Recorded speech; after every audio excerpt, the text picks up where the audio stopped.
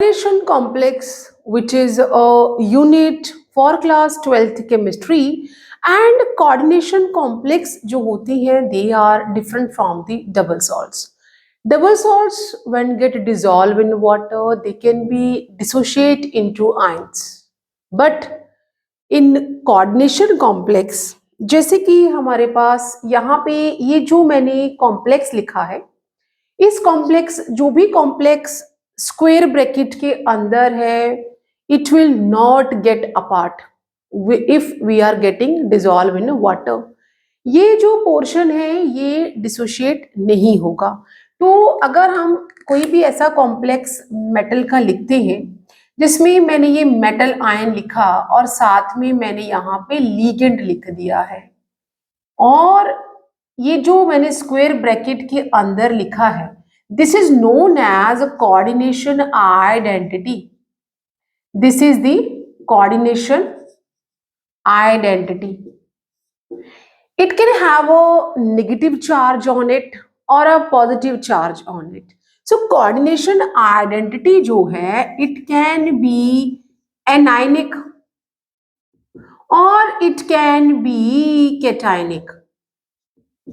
तो coordination identity दो तरह से हो सकती है और इसके बाहर जो भी हम लिखेंगे जो भी हम यहाँ पे लिखेंगे उसे हम कहते हैं काउंटर आयन और this is also known as a primary valence.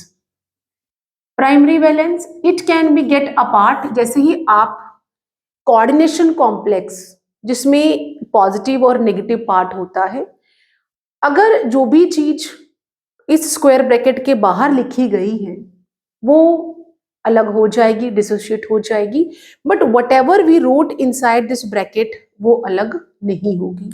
और ये जो बाहर लिखा जाएगा इसे हम प्राइमरी वैलेंस या काउंटर आयन कहते हैं।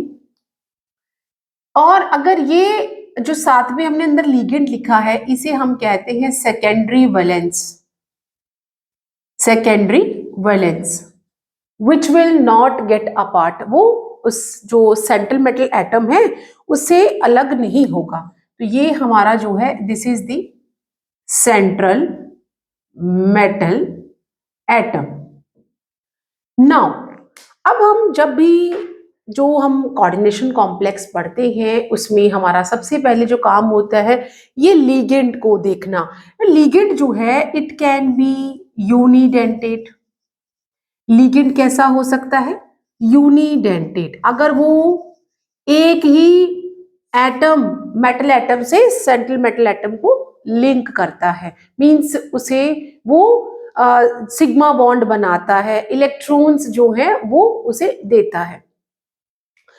It can B bidentate. Ligand जो है वो बाइडेंटेड भी हो सकता है अगर वो दो अपनी एटम से मेटल एटम के साथ लिंक करता है।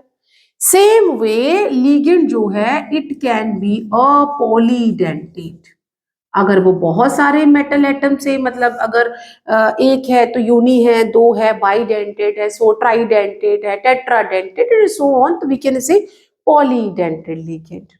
अब यहाँ पे हम इसका एग्जांपल ले लेते हैं कि जो अमोनिया है वो नाइट्रोजन से ही लिंक करेगा तो ये यूनिडेंटेड है। अगर हमने बाइडेंटेड की बात की है तो हम यहाँ पे इथेन 1,2 डाइएमाइन उसे नॉर्मली ईएन लिखते हैं एब्रीवेट करते हैं और लिखने में हम इसे इथेन 1,2 डाइएमाइन लिख सकते हैं और पॉलीडेंटेड में हम EDTA लिख सकते हैं।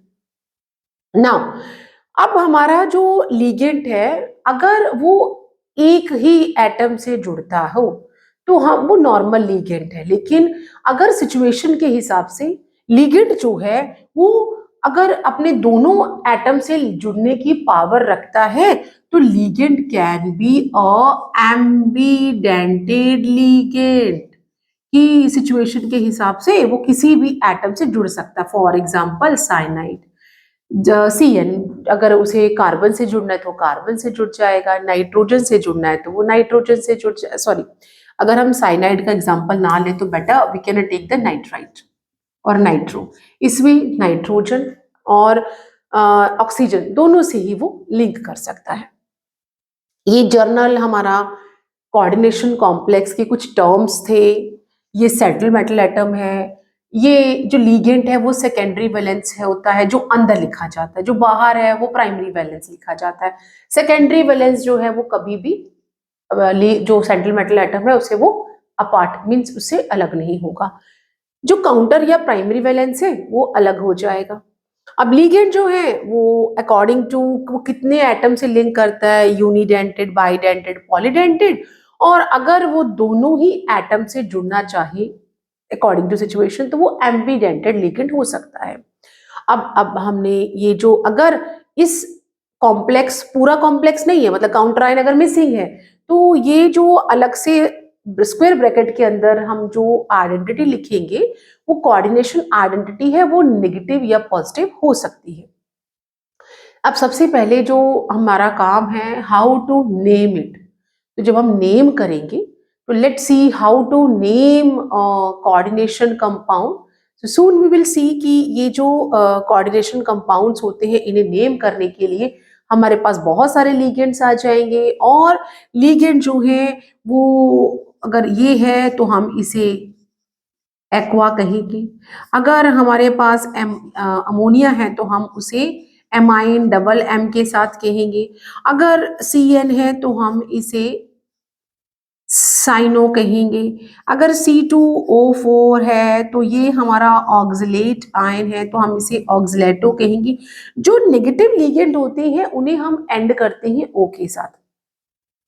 एंड यहाँ पे हमारे पास अगर CO है तो हम इसे क्या कहेंगे, दिस इज दी कार्बोनिल।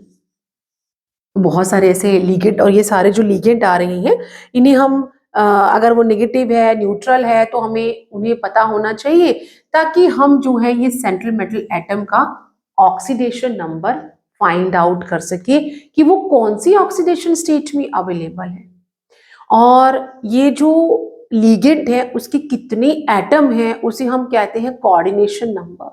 कितने एटम उसके प्रेजेंट हैं तो that is tell you about the coordination number.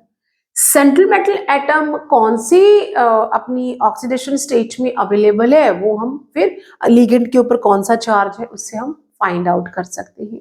So soon we will see how to write the IPEC name of the coordination compound.